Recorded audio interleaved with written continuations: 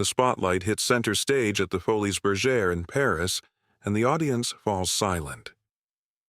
It's November 1940, and the world is burning.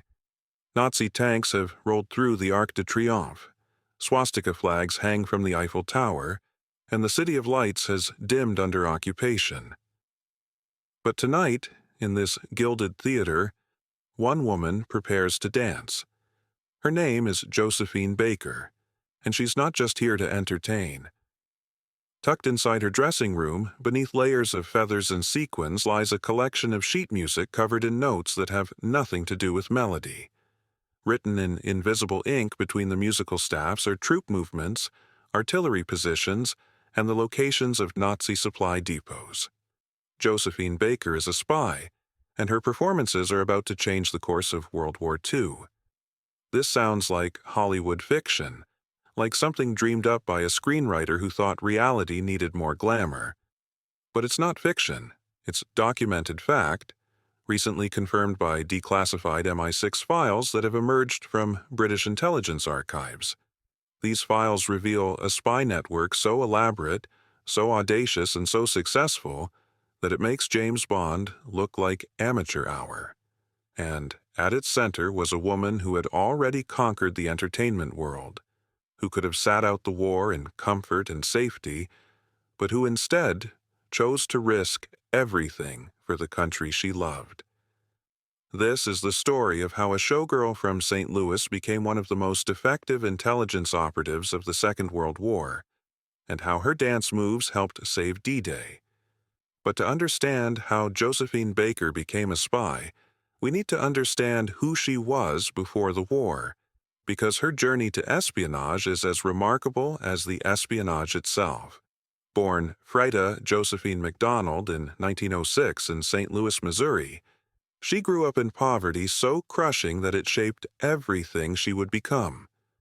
Her mother was a washerwoman, her father largely absent, and young Josephine learned early that survival meant hustle. She danced on street corners for coins, slept in cardboard boxes during the coldest winters, and by age 8 was working as a domestic servant for wealthy white families who sometimes refused to feed her. She witnessed the 1917 East St. Louis race riots where white mobs murdered black residents and burned their homes. She never forgot the smoke, the screams, the casual cruelty of racism in America. These experiences didn't just traumatize her, they forged her. By 13, she was married to her first husband, a man named Willie Wells, though the marriage lasted barely a year. By 15, she was performing in traveling shows, her natural talent and magnetic personality impossible to ignore. She could dance with a joy that seemed to defy gravity. Her body moving in ways that suggested freedom itself was a physical state she could embody. And she was funny, with impeccable comic timing that could turn a simple gesture into audience hysteria. But America, in the 1920s, had rigid ideas about where black performers belonged, and those ideas were suffocating. So when an opportunity came to perform in Paris with La Revue Negre in 1925, 19-year-old Josephine Baker didn't hesitate. She boarded a ship, crossed an ocean, and stepped into a city that would change her life. Paris in the 1920s was intoxicated with jazz, with African art, with anything that felt modern and alive and different from the old world that had just destroyed itself in the Great War. And Josephine Baker was all of those things. Her debut at the Théâtre des Champs-Élysées on October 2, 1925, caused a sensation. She danced in a costume made of artificial bananas, her movements wild and sensual and utterly confident. She crossed her eyes, made faces, moved like liquid energy across the stage. Some critics were scandalized. Most were mesmerized. Ernest Hemingway called her the most sensational woman anyone ever saw. Pablo Picasso drew her. Jean Cocteau wrote poems about her.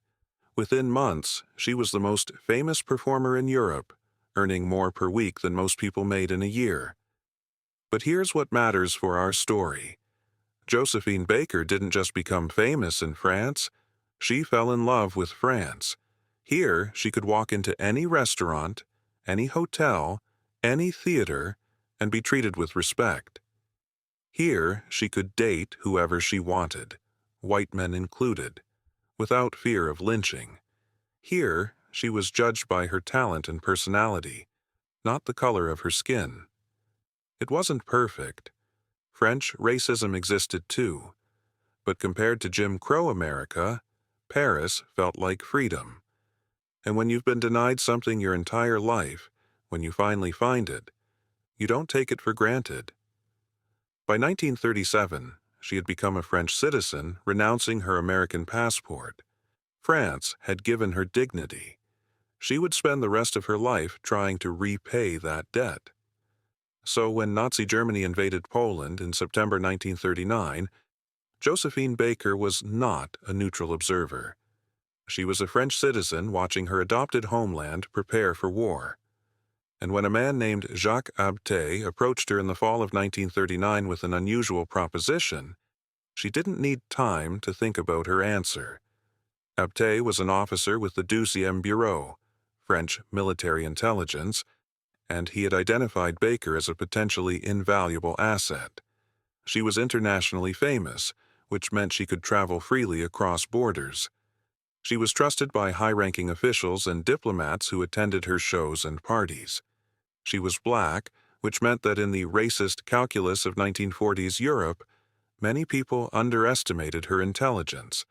And most importantly, she was willing.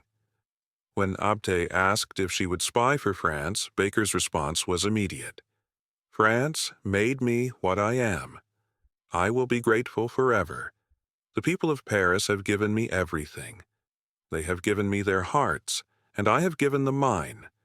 I am ready, Captain, to give them my life. The work began subtly. In late 1939 and early 1940, before the German invasion of France, Baker used her celebrity status to attend embassy parties and social gatherings across Europe. She would smile and laugh and dance, and diplomats would gossip around her, assuming this entertainer couldn't possibly understand the significance of what they were discussing. They were wrong. Baker had a photographic memory and spoke 5 languages: English, French, Spanish, Italian, and Portuguese. She remembered everything she heard. At the end of each evening, she would return to her apartment and write detailed reports for Abté, noting which diplomats were sympathetic to Germany, which officials seemed susceptible to bribery, which countries were secretly negotiating with the Nazis despite public neutrality. But everything changed in May 1940 when the German blitzkrieg smashed through the French defenses. The supposedly impregnable Maginot Line was bypassed, French and British forces were routed, and by June 14th, Nazi troops were marching through Paris.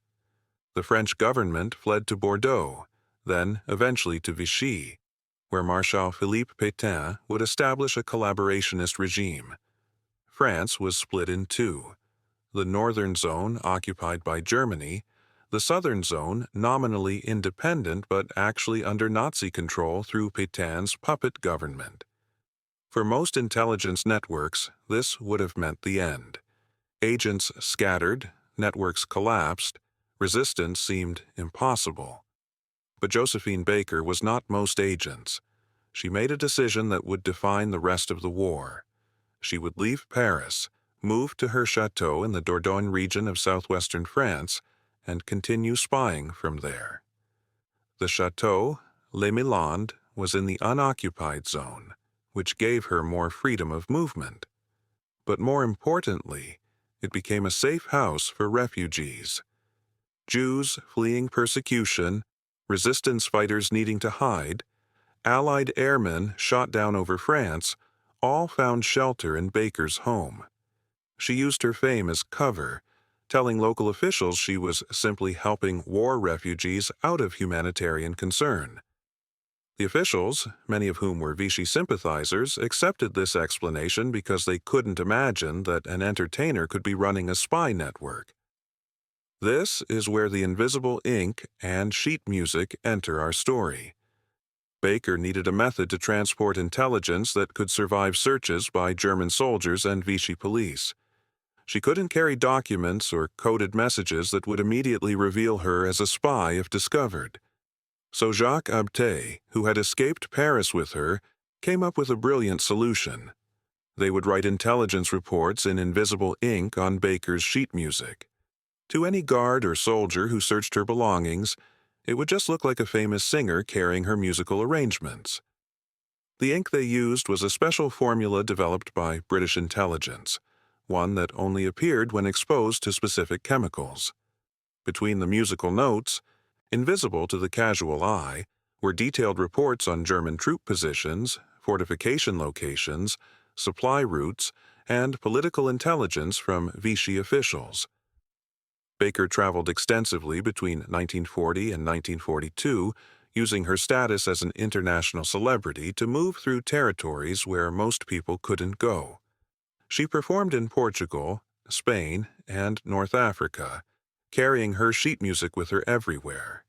At each location, she would meet with Allied intelligence contacts who would treat the pages with the revealing chemical, photograph the intelligence, and send it back to London. Then Baker would continue her tour, carrying new messages back to France.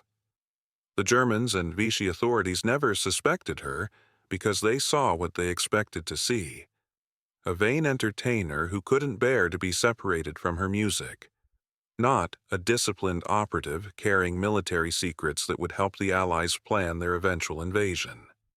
The risk cannot be overstated. Discovery would have meant torture and execution, not just for Baker but for everyone she was sheltering at Les Milandes. The Nazis were not gentle with spies, and they were especially brutal with people of color who defied them.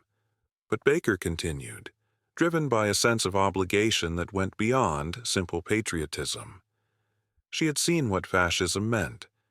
She had watched the Nuremberg laws strip German Jews of their rights, the same way Jim Crow laws had stripped Black Americans of theirs. She understood that this war was about more than territory or politics. It was about whether human dignity would survive or be crushed under the boot of totalitarian ideology. By late 1940, Josephine Baker's intelligence work had expanded far beyond simply attending parties and remembering conversations. She had become a crucial node in a vast network of operatives, safe houses, and information channels that stretched across occupied Europe and into North Africa. The recently declassified MI6 files reveal the scope of this network, and it's staggering. Baker wasn't working alone or just with Jacques Abté. She was coordinating with British intelligence, the Free French forces under Charles de Gaulle, and various resistance cells throughout France. Her Château had become a crossroads for the underground war against Nazi occupation, and her international tours were elaborate intelligence-gathering operations disguised as entertainment. One of the most valuable aspects of Baker's work was her access to North Africa, which would become strategically critical as the war progressed. In December 1940, she traveled to Lisbon, Portugal, one of the few neutral cities where operatives from both sides could operate relatively freely. From there, she continued to Morocco, which was under Vichy French control. On paper, she was performing at casinos and theaters for French colonial officials and wealthy European expatriates. In reality, she was establishing contact with resistance sympathizers within the Vichy administration and gathering intelligence on German influence in North Africa. The information she collected during these trips would later prove invaluable when the Allies planned Operation Torch, the November 1942 invasion of North Africa that marked the beginning of the Allied offensive against Axis forces in the Mediterranean. The invisible ink method was ingenious, but it wasn't the only technique Baker used. She also pinned notes inside her underwear, knowing that the male German soldiers and Vichy police of the 1940s were too prudish to thoroughly search a woman's intimate garments. She would smile and flirt during inspections, playing up her role as a frivolous entertainer, and the guards would waver through without a thorough search. It was a performance, just like her stage shows, except the audience was trying to kill her and the stakes were thousands of lives. She also used her connection to the diplomatic world to obtain diplomatic papers that gave her additional freedom of movement. Because she had performed for so many embassy officials and foreign dignitaries over the years, she had relationships she could leverage. Some diplomats provided her with papers that identified her as a diplomatic courier, which meant her luggage enjoyed diplomatic immunity from search. But the work took a brutal toll. In 1941, Baker fell seriously ill with a disease that her doctors initially couldn't diagnose. Some historians believe it was a miscarriage, others that it was peritonitis or septicemia. Whatever the cause, she spent 18 months near death, moving between hospitals in Morocco and Algeria while rumors spread that she had actually died. The Vichy government, which suspected but couldn't prove her espionage activities, was happy to let those rumors circulate. But Baker survived, and during her recovery she continued to gather intelligence from her hospital bed. Doctors, nurses, and visiting officials would gossip around her, again assuming that a sick entertainer posed no threat. They were wrong. Baker memorized everything, and when she was strong enough, she passed the information to her handlers. During this period, the MI6 files reveal that British intelligence had concerns about Baker's network. Some officials worried that her fame made her too visible, too easy for German counterintelligence to track. There were debates about whether to pull her out of the field entirely, relocate her to London where she could contribute to the war effort without risking capture. But Baker refused. She insisted that her visibility was her greatest asset, not her greatest vulnerability. People expected to see her at parties and casinos and theaters. If she suddenly disappeared, that would raise suspicions. But as long as she remained in plain sight, acting exactly as a celebrity should act, the cover held. And she was right. The Germans never arrested her, never seriously investigated her, because they couldn't believe that someone so famous, so seemingly frivolous, could be a serious threat. By 1943, Baker had recovered enough to resume active intelligence work. She moved to Algiers, which by this point had become the headquarters of the Free French Forces after Operation Torch successfully drove the Axis out of North Africa. Here she worked directly with the French intelligence services and became involved in some of the most critical preparations for the eventual invasion of Europe. The MI6 files indicate that she was involved in gathering intelligence about German coastal defenses in southern France, information that would be crucial for planning both D-Day in Normandy and Operation Dragoon, the August 1944 invasion of southern France. She also worked on propaganda efforts, using her fame to boost morale among Free French forces and resistance fighters who saw her as proof that France still had a fighting spirit. One of the most remarkable aspects of Baker's espionage work was how she used her status to protect others. The MI6 files contain several references to a Jewish refugee network that Baker helped operate from Les Milandes. When the Nazis implemented the final solution and began deporting Jews from France to extermination camps, Baker used her Château as a hiding place for dozens of refugees. She would claim they were part of her household staff or visiting performers, and local Vichy officials, many of whom were starstruck by her celebrity, didn't question it too closely. Some were bribed with tickets to her performances or invitations to parties at the Château. Others were simply too dazzled by her fame to do their jobs properly. Either way, the people she sheltered survived. The files also reveal a fascinating detail about how Baker's intelligence was used by Allied planners. In early 1944, as preparations for D-Day intensified, there was significant debate about where the Germans expected the invasion to occur. The Allies had gone to enormous lengths to convince Hitler that the main invasion would come at Pas de Calais, the narrowest point of the English Channel, rather than Normandy. This deception operation, called Fortitude, involved fake armies, double agents, and elaborate signals intelligence. but it also relied on understanding what the Germans actually believed, which required intelligence from the ground.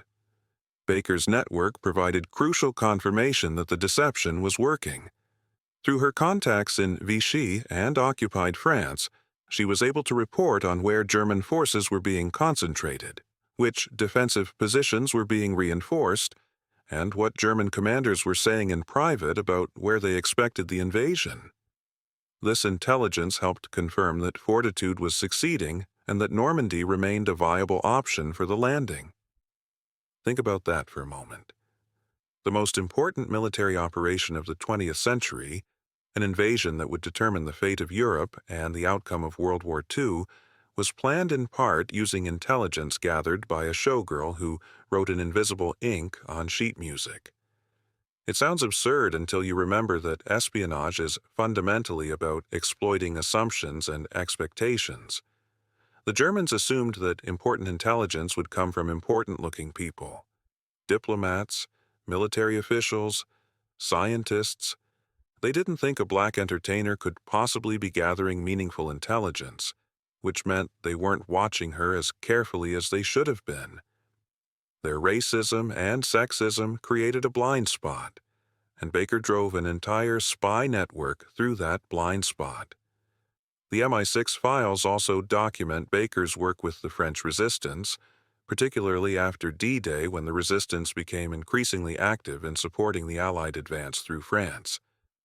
Baker served as a liaison between various resistance cells and Allied intelligence, helping coordinate sabotage operations, ambushes, and the protection of key infrastructure that the Allies would need intact. She used her entertainment career as cover, traveling to different cities under the guise of planning post-liberation performances, while actually meeting with resistance leaders and passing messages between separated cells. The Germans and Vichy authorities were so focused on trying to maintain control as their world collapsed that they never noticed the famous singer was helping organize the very resistance that was destroying them. One particularly dramatic incident occurred in July 1944, shortly after D-Day. Baker was in Paris, which was still under German occupation, though liberation was approaching. She had come ostensibly to visit her old apartment and retrieve some belongings, but actually to meet with resistance leaders and gather last-minute intelligence on German defensive positions around the city. According to the MI6 files, she was nearly caught when a German patrol stopped her car at a checkpoint. She had microfilm hidden in her powder compact, photographs of German fortifications that needed to get to Allied commanders. The German officer recognized her and asked for an autograph. While he was distracted getting paper for her to sign, Baker palmed the microfilm and slipped it into the upholstery of the car seat. The officer chatted with her about her performances, completely unaware that he was standing 3 feet away from intelligence that could have gotten her executed. After he waved her through, she retrieved the microfilm and completed her mission. It's the kind of close call that would seem like cheap thriller writing if it hadn't actually happened. By August 1944, Paris was liberated, and Baker was there to see it. Photographs from the period show her in a Free French uniform, which she had earned the right to wear through her intelligence work. She marched with the victorious forces, tears streaming down her face as crowds celebrated in the streets. But even as the city celebrated, she was already thinking about the next mission. The war wasn't over. Germany still controlled much of Europe, and Baker continued her intelligence work through the fall and winter of 1944 as Allied forces pushed toward Berlin. She helped identify collaborators who needed to be arrested, located hidden German supply caches, and continued gathering political intelligence about the post-war landscape that was beginning to emerge. The scope of her contributions only became clear after the war ended. In 1946, the French government awarded her the Croix de Guerre and the Rosette de la Résistance, recognizing her military service. Later, she received the Legion of Honor with the rank of Chevalier. These weren't ceremonial honors given to a celebrity for publicity purposes. They were genuine military decorations awarded to a combat operative who had risked her life repeatedly for France. The citations accompanying the awards detailed her intelligence gathering, her operation of safe houses, her work with the resistance, and her contributions to the Allied victory. But because intelligence work requires secrecy, many details remained classified for decades. The full story of what Josephine Baker did during World War II was hidden in files that wouldn't be opened until the 21st century. The MI6 files that have recently been declassified fill in many of the gaps. They confirm that Baker's network was one of the most successful intelligence operations of the war, providing actionable intelligence that directly contributed to Allied military successes. They also reveal the extent of her personal courage. On multiple occasions, she could have abandoned the work and fled to safety. After she nearly died in 1941, her handlers offered to relocate her to London or even to the United States, where she would have been out of danger. She refused every time. France had given her dignity and freedom, and she would not abandon France while it was under Nazi occupation. That loyalty, that sense of obligation, drove her to continue even when the work nearly killed her. What makes Baker's story even more remarkable is that espionage was only one part of her wartime service. She also performed extensively for Allied troops, traveling to military bases throughout North Africa and Europe, entertaining soldiers who were far from home and facing death.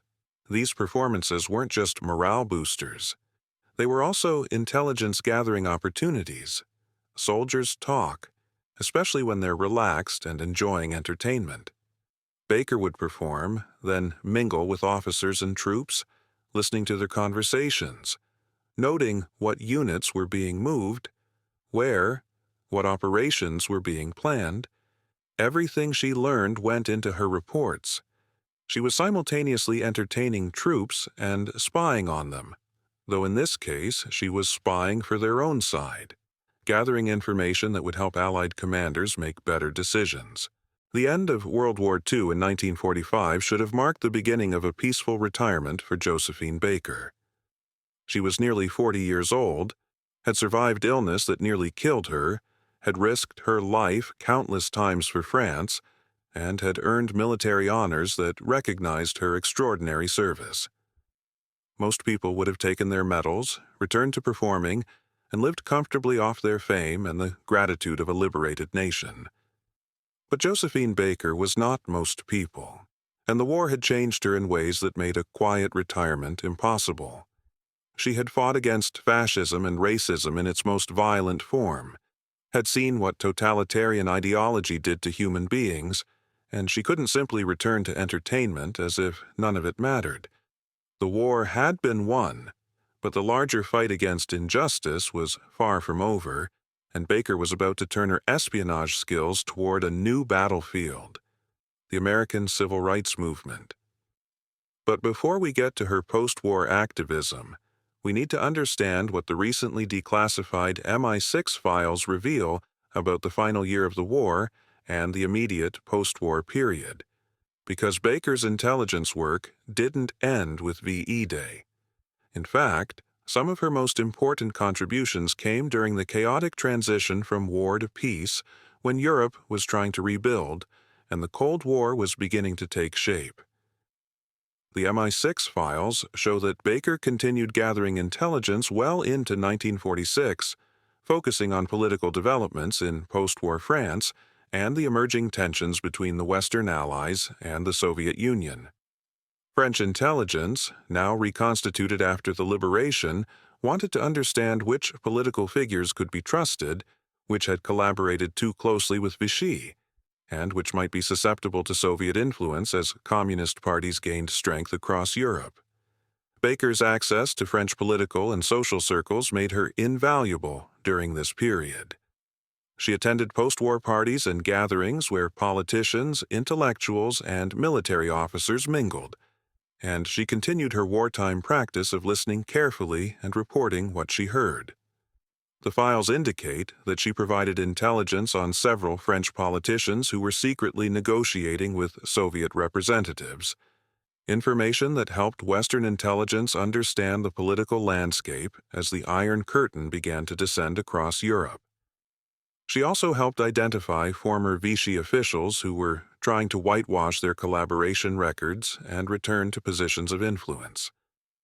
Some of these officials had attended her pre-war performances, had socialized with her in the 1930s, and now assumed she was too busy with her entertainment career to remember their wartime activities. They were wrong. Baker remembered everything, and her testimony helped ensure that some collaborators faced justice. But the psychological toll of the war years was enormous. Baker had lived under constant stress for nearly 6 years, never knowing if the next border crossing would be her last, never certain that the people she was sheltering at Les Milandes would survive. She had nearly died from illness, had watched friends and fellow resistance members executed, had carried intelligence that she knew could get dozens of people killed if she made a single mistake. The adrenaline that sustained her during the war years began to fade, and she struggled with what we would now recognize as post-traumatic stress disorder. She had nightmares about Nazi soldiers discovering her sheet music, about the people she had sheltered being arrested and deported.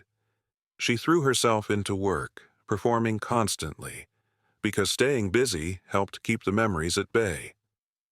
In 1947, Baker married WWII, a French conductor and the fourth man she would marry. The relationship gave her some stability after the chaos of the war years, and together they focused on rebuilding Les Milandes into something more than a safe house. Baker had a vision. She wanted to create a demonstration of multiracial harmony, a living example that people of different races and religions could coexist peacefully. She began adopting children from around the world, eventually creating what she called her Rainbow Tribe, a family of 12 adopted children of different ethnicities and religions. It was idealistic and ambitious and very much in character for someone who had spent the war fighting against the ultimate expression of racial hatred.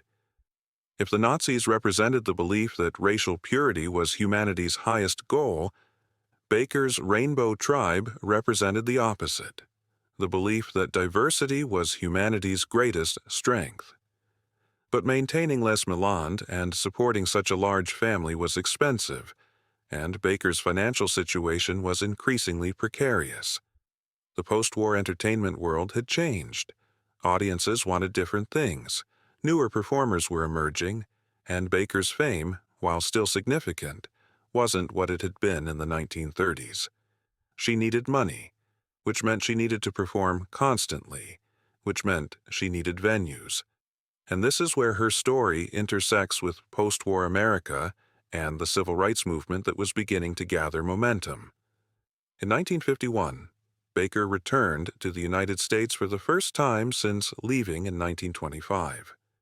She was returning as a French war hero with military decorations, an internationally famous entertainer, and someone who had spent decades living in a society that, while imperfect, had treated her with far more dignity than America ever had.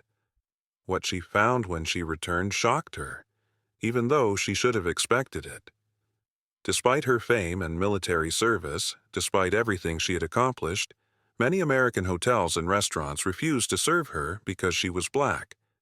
Jim Crow segregation was still the law throughout the South and the practice in much of the North.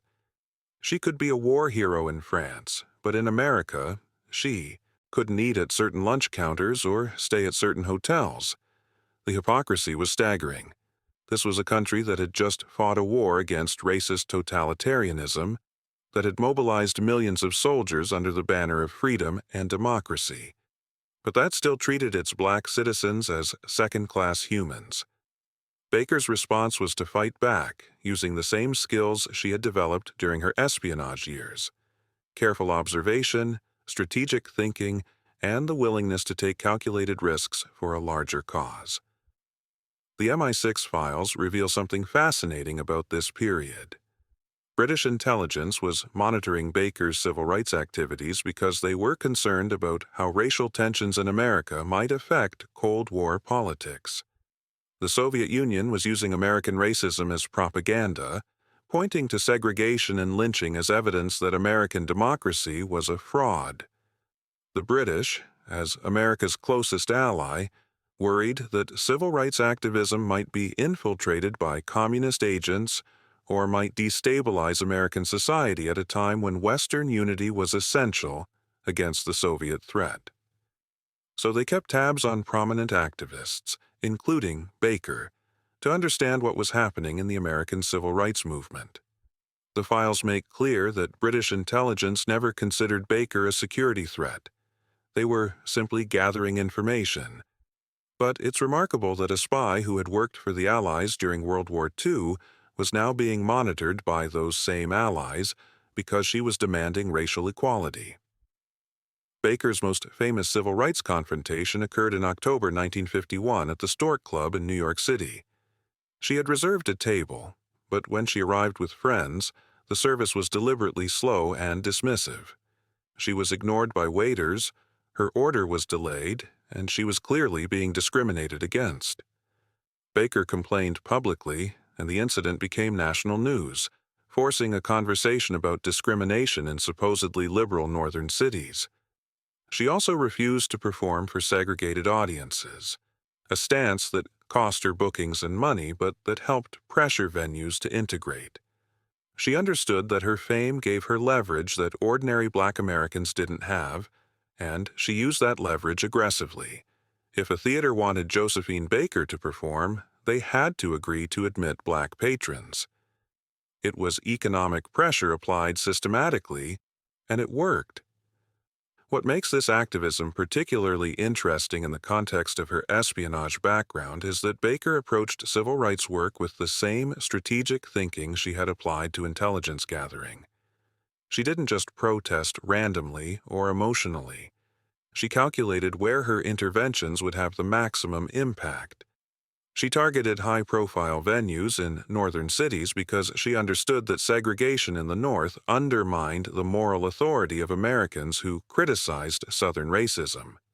She cultivated relationships with journalists who would cover her protests, ensuring maximum publicity.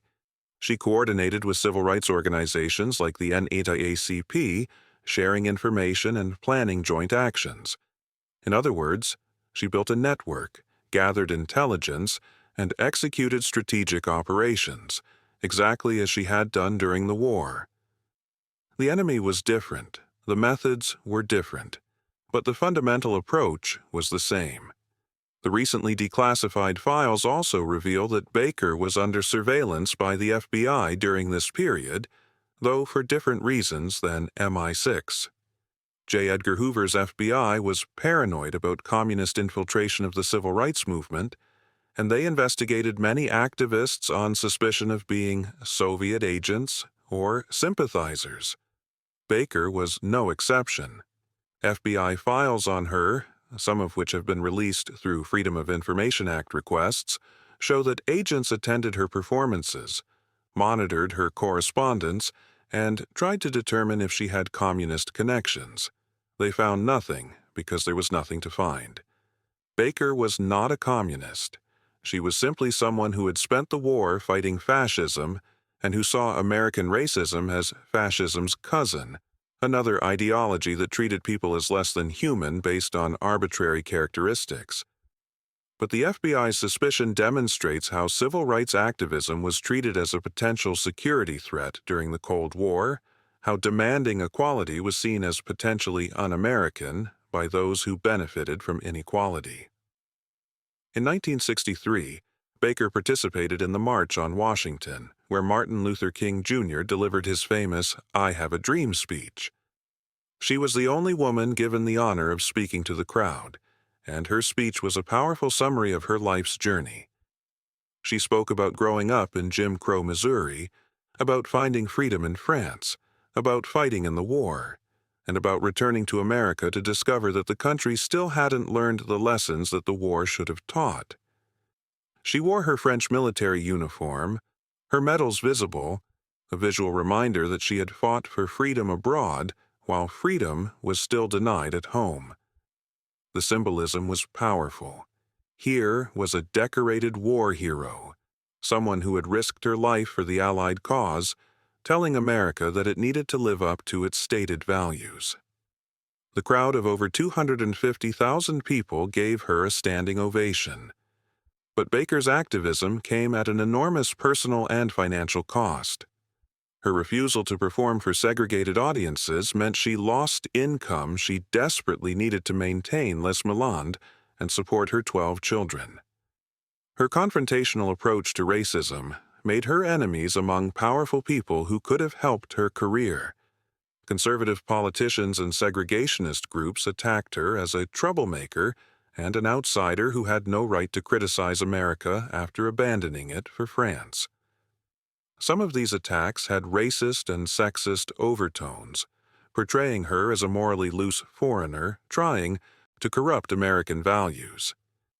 The attacks were vicious and personal, and they took a toll. Baker began to struggle financially, and by the late 1960s, she was in serious debt, unable to maintain Les Milandes, which was eventually sold to pay creditors.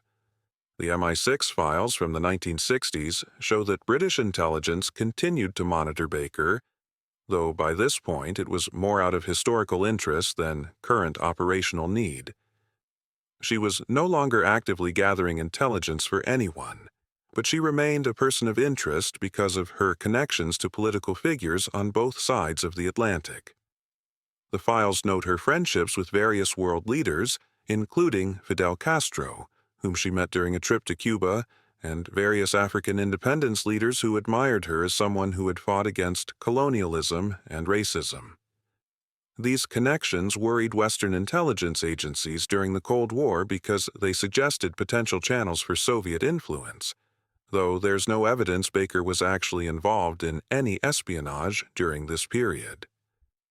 She was simply someone who had maintained the habit of befriending powerful and interesting people, a habit that had served her well during her intelligence career. By the early 1970s, Baker was broke, struggling to continue performing despite being in her mid-60s and living increasingly on the charity of friends and admirers. Princess Grace of Monaco, the former American actress Grace Kelly, gave her a house in Monaco where she could live rent-free. Baker continued performing, driven partly by financial need and partly by the same restless energy that had always defined her. She couldn't stop moving, couldn't stop working, couldn't accept a quiet retirement. In April 1975, she opened a retrospective review in Paris celebrating her 50 years in show business. The opening night was a triumph, with celebrities and dignitaries filling the theater to honor her. Reviews were glowing. It seemed like a perfect late-career victory, a reminder that she was still loved and admired. 4 days later, on April 12, 1975, Josephine Baker suffered a cerebral hemorrhage and died at age 68. The funeral of Josephine Baker was a state affair, the first time the French government had ever accorded such an honor to an American-born woman. On April 15, 1975, over 20,000 people lined the streets of Paris as her coffin, draped in the French flag, was carried through the city she had loved for 50 years. The funeral procession included military units, government officials, and ordinary Parisians who had never forgotten what she represented: talent, courage, and an unshakable commitment to human dignity. She was given a 21-gun salute, the highest military honor, recognizing not just her entertainment career but her service during World War II. The invisible ink had long since faded from the sheet music, but the impact of what she had done remained. In death, Josephine Baker received the recognition that had sometimes eluded her in life, but even the elaborate state funeral didn't tell the complete story. It would take decades more, and the declassification of intelligence files before the full scope of her wartime contributions became clear. The MI6 files released in the 2000s and 2010s revealed details that had been classified for over half a century, showing just how extensive her spy network had been, how valuable her intelligence proved to be, and how much personal risk she had accepted. These revelations changed how historians understood both Baker's life and the broader story of espionage during World War II. She wasn't just a performer who did some intelligence work on the side. She was a serious operative who used her performing career as cover for one of the most successful spy networks of the war. What makes the declassified files particularly valuable is that they allow us to trace specific pieces of intelligence that Baker gathered and see how they were used in military planning. For example, the files document how intelligence she provided about German naval facilities in southern France helped the Allies plan Operation Dragoon, the August 1944 invasion that complemented D-Day. Baker had traveled through southern France in 1943, ostensibly visiting friends and scouting potential post-war performance venues, but actually observing German defensive preparations. She noted the locations of artillery batteries, the strength of garrison forces, and the condition of port facilities. This information, written in invisible ink on her sheet music and transmitted to Allied intelligence, helped planners understand where they could land forces and what resistance they would face. The invasion succeeded in part because the Allies knew exactly where the Germans were strong and where they were vulnerable, and Baker's intelligence contributed to that knowledge. The files also reveal the human cost of intelligence work in ways that statistics and official reports never capture. There are references to operatives in Baker's network who were captured and executed, people whose names appear in her reports and then disappear from the historical record. These were individuals who took risks because they believed in the cause, who trusted Baker's leadership, and who paid the ultimate price. Baker lived with the knowledge that people had died because of decisions she made, introductions she arranged, missions she authorized. That kind of moral weight is impossible to quantify, but it shaped the rest of her life. Her post-war activism, her rainbow tribe, her insistence on fighting injustice wherever she found it, all of it can be understood as an attempt to honor those who didn't survive, to make their sacrifices meaningful by continuing to fight for a better world.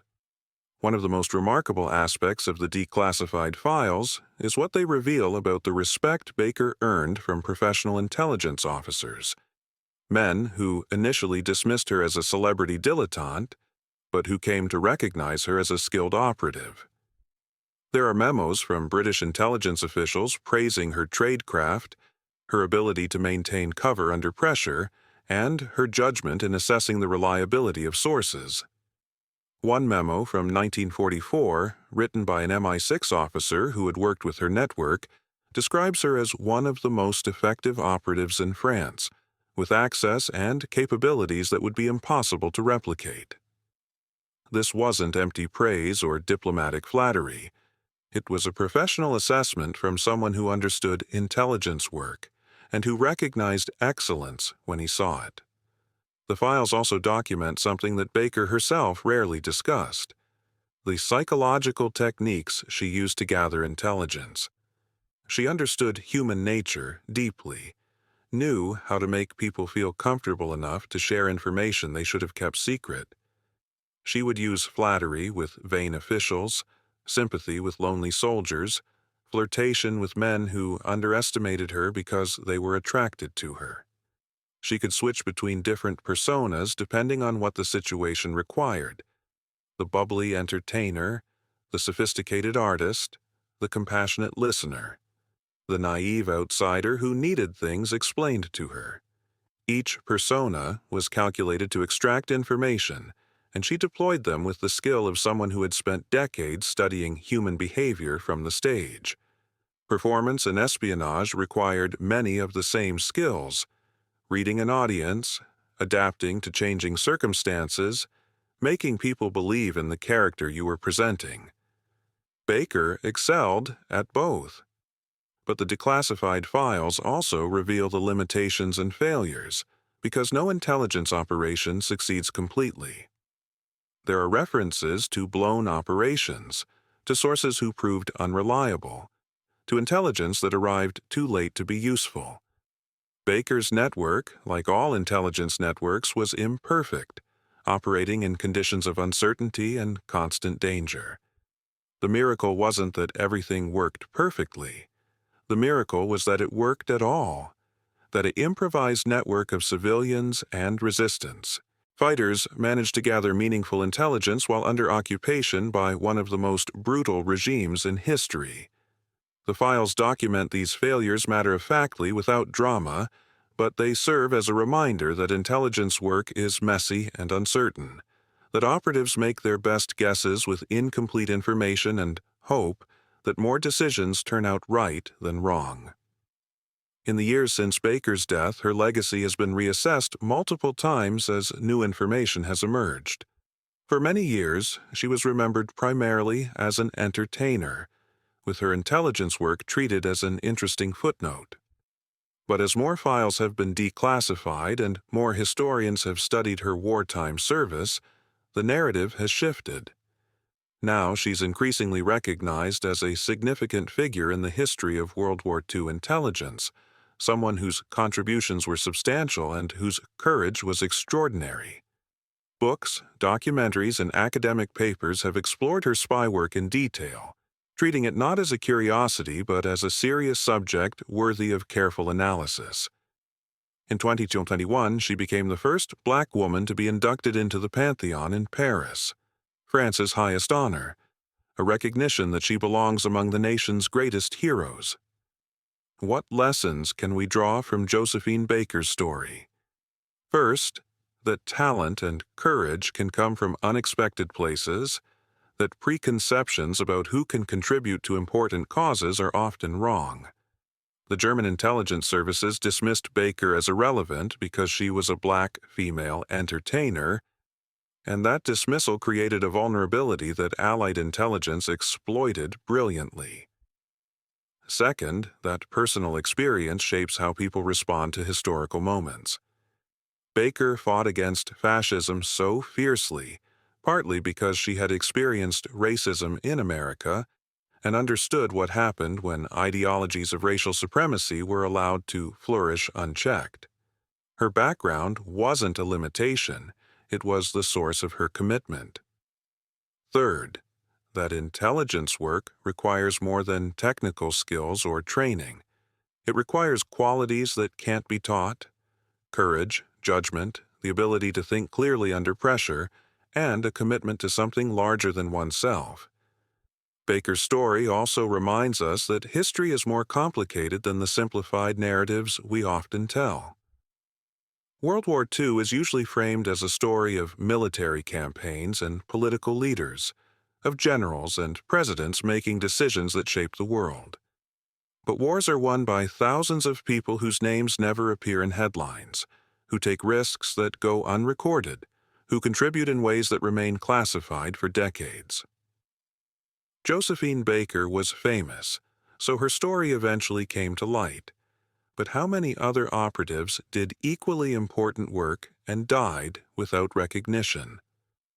How many refugees did she shelter whose names we'll never know? How many resistance fighters survived because of intelligence she provided? The declassified files give us glimpses of this hidden history, but vast portions remain unknown and perhaps unknowable. There's also a contemporary relevance to Baker's story that shouldn't be ignored. We live in a time when questions about identity, equality, and justice remain urgent, when many of the issues Baker fought against, racism, xenophobia, authoritarianism, are still present in different forms. Her life demonstrates that these fights are continuous, that victories in one generation don't guarantee progress in the next, and that each generation must recommit to the values of human dignity and equality. She fought fascism with invisible ink and charm and courage, but she also fought American racism with protests and economic pressure and moral witness. The tools changed, but the commitment remained constant. That consistency, That refusal to accept injustice regardless of the form it took might be the most important part of her legacy. The recently declassified MI6 files have given us a more complete picture of Josephine Baker's intelligence work, but they've also raised new questions. Historians are now searching archives in France, Britain, and the United States, looking for additional documents that might fill remaining gaps in the story. There are requests pending for the declassification of more files, particularly French intelligence records that might contain details about operations that British intelligence didn't have full visibility into. Each new document release adds more detail, confirms or contradicts existing accounts, and pushes our understanding forward. The story of what Josephine Baker did during World War II is still being written, still being discovered, 75 years after the events occurred. In the end, Josephine Baker's story is about transformation and purpose. She transformed herself multiple times, from a poor girl in St. Louis to an international star, from an entertainer to a spy, from a war hero to a civil rights activist. Each transformation was driven by circumstances that demanded more than she had previously given, and each time she rose to meet the demand. She found purpose in fighting for the dignity of others, whether that meant gathering intelligence against the Nazis or demanding integration of American theaters. She never achieved the quiet, comfortable life that her fame and talent should have provided, but she achieved something more important. A life of meaning, a life that mattered, a life that made a difference. The sheet music with its invisible ink is long gone, destroyed, or lost to time. But what Baker wrote between those musical staffs, the intelligence that helped liberate Europe, the risks she took for people she would never meet, those things remain. They remain in the historical record, in the declassified files that document her network and contributions. They remain in the lives of the people she saved, the refugees she sheltered, the resistance fighters her intelligence protected. And they remain in the example she set, showing that courage isn't the absence of fear, but the decision to act despite it. That one person, properly positioned and sufficiently committed, can change the course of history. Josephine Baker danced her way through one of humanity's darkest periods, and her dance moves really did help save D-Day. That's not hyperbole. That's not exaggeration. That's simply what happened when a showgirl from St. Louis decided that freedom was worth fighting for, worth risking everything for, and worth dying for if necessary. She lived by that conviction for 50 years in France, and when she died, the country she had served honored her as she deserved, as a hero, a patriot, and one of the greatest operatives in the history of intelligence warfare.